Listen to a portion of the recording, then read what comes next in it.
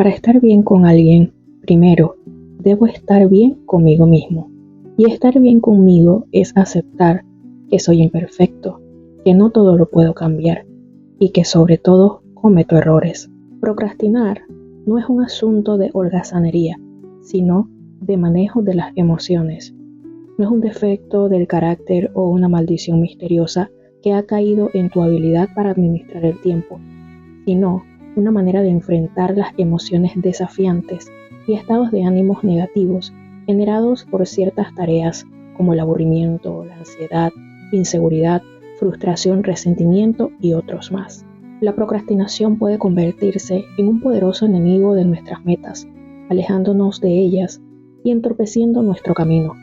En la sociedad actual se presta tanta atención a los objetivos finales que habitualmente se obvia la importancia de la vía para alcanzarlos, de los pasos a seguir, lo que transmite una sensación de urgencia, de inquietud y de agobio que se asocian a la procrastinación. Es por ello imprescindible la organización coherente, la priorización de los objetivos y la gestión eficiente de nuestros recursos, combinando en el proceso actividades más tediosas con otras que nos permitan disfrutar del camino a seguir. La felicidad no es lo que pasa, sino cómo actuamos ante lo que nos pasa. La procrastinación tiende a ser caracterizada como un atributo negativo, debilidad o mal hábito que debemos combatir. Cuando procrastinamos, es habitual sentirnos avergonzados o frustrados con nosotros mismos. Nos catalogamos como flojos o indisciplinados. Nos sentimos culpables por desperdiciar nuestro tiempo o por no cumplir con una tarea o responsabilidad y deseamos con fervor ser más organizados o productivos. Muchas personas confunden este concepto con la desidia y la pereza, que de alguna manera están relacionados. Pero, ¿cuál será la diferencia? La pereza es la hermana menor de la desidia, son defectos de la voluntad, y la procrastinación es una manifestación del autosabotaje. El perezoso evade la responsabilidad del trabajo por lo arduo que le parece, es decir, no encuentra en la ejecución de aquella actividad una recompensa, un premio, un valor por el cual merezca la pena esforzarse, y entonces lo evita. El perezoso hace lo mínimo indispensable y lo hace de manera consciente, sabiendo que decidió no hacerlo. No hay sentimientos de culpa, no hay sufrimiento, lo disfruta. El perezoso es feliz y disfruta haciendo el mínimo. En cambio, el que procrastina sufre mucho. Normalmente padece ese efecto. Sabe que tenía que hacer el proyecto, sabe que lo dejó de hacer por dedicarse a otras actividades y sufre mucho por ello. Procrastinar consiste en la dificultad para iniciar actividades y comprometerse con las mismas, a pesar de resultar importantes para la persona, llevando a cabo tareas distintas de las que se había propuesto en un principio. Diversos estudios han reportado que la procrastinación está asociada con estrés, ansiedad, dificultades para dormir y problemas de salud. Pero además, la procrastinación impacta sobre nuestra percepción de nosotros mismos. Los sentimientos de culpa, frustración e incompetencia pueden perjudicar nuestra autoestima. Cuando procrastinamos, sabemos que podemos estar creando un problema a futuro, pero aún así lo hacemos. Algunas tareas pueden generar emociones negativas, como ansiedad, preocupación, miedo al fracaso, la frustración o incluso aburrimiento. Procrastinar nos permite regular estas emociones desagradables al evadirlas temporalmente. Posponer la tarea a un momento futuro ofrece un alivio momentáneo. Recuerda que esto tiene que ver con un aspecto básico de la condición humana. Todos hacemos intentos por evadir cosas displacenteras. El miedo nunca se va a eliminar. Científicamente es algo imposible, porque el miedo existe para que seamos prudentes. No obstante, el alivio temporal que sentimos cuando procrastinamos es lo que realmente hace muy vicioso este círculo. El conductismo básico nos ha enseñado que cuando somos recompensados por algo, tendemos a hacerlo de nuevo.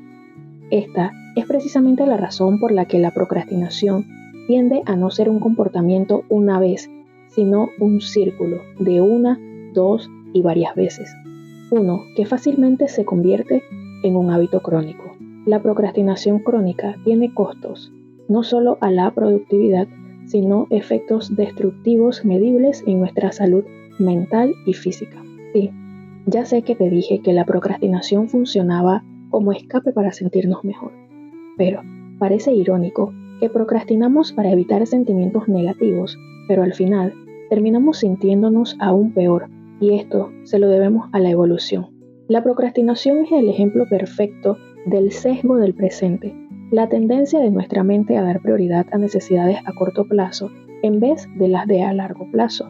Para empeorar las cosas, somos incluso menos capaces de tomar decisiones bien analizadas y orientadas al futuro en medio de una situación de estrés. Cuando nos enfrentamos con una tarea que nos hace sentir ansiosos o inseguros, la amígdala, que es la parte del cerebro que funciona como el detector de amenazas, percibe esa tarea como una amenaza genuina, y en este caso a nuestra autoestima o nuestro bienestar.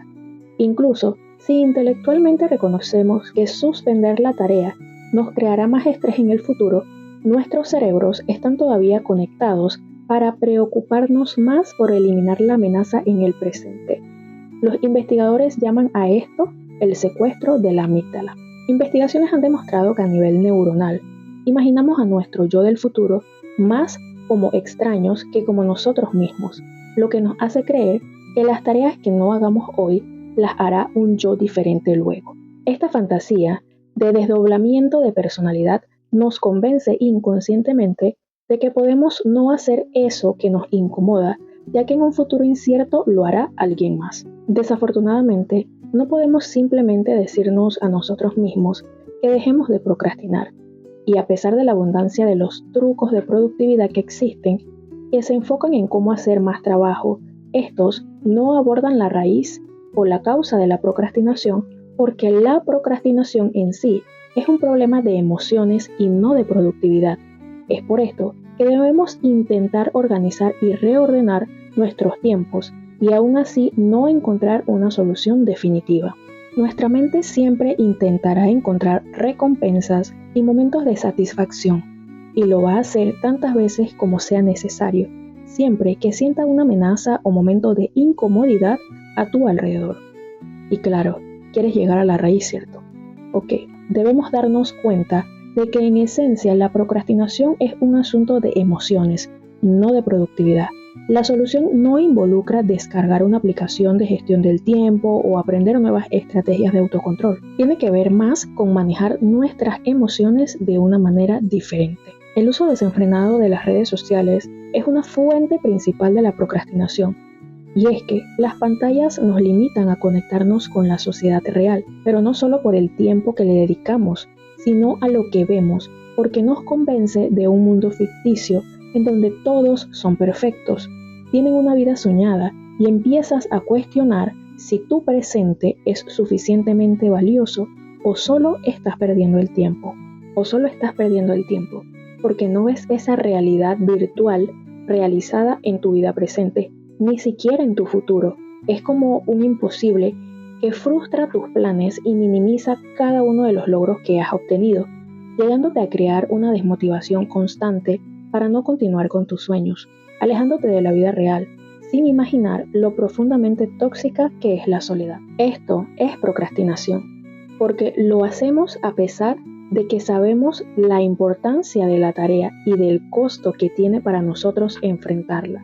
Lo dejamos de hacer, lo hacemos por una situación muy peculiar que tiene que ver con el riesgo de enfrentarme a un concepto de mí mismo que no me gusta. Esta es la parte difícil de entender. ¿A qué me refiero con esto? Nosotros tenemos un autoconcepto.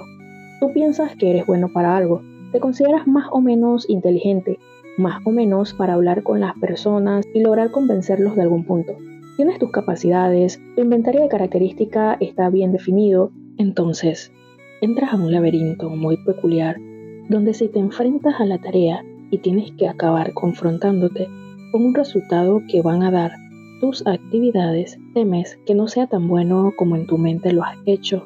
¿A qué me refiero con esto? En tu mente dices, soy muy bueno para hablar con las personas y convencerlas, y no lo logras. ¿Qué pasa? Fallaste.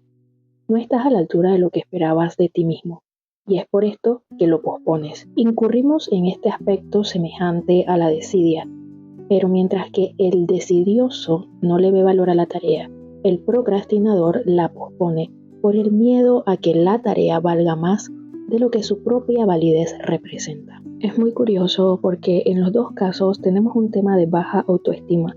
En el primero es: no me creo suficientemente valioso para ir por cosas arduas, no le veo valor porque no me van a mejorar o no me van a cambiar. Por otro lado, en el procrastinador es muy interesante la baja autoestima porque la está compensando con una idea de que somos buenos para algo, pero el miedo que me da es confrontarme con una realidad que no me gustaría descubrir, que quizás la baja autoestima que tengo escondida está justificada.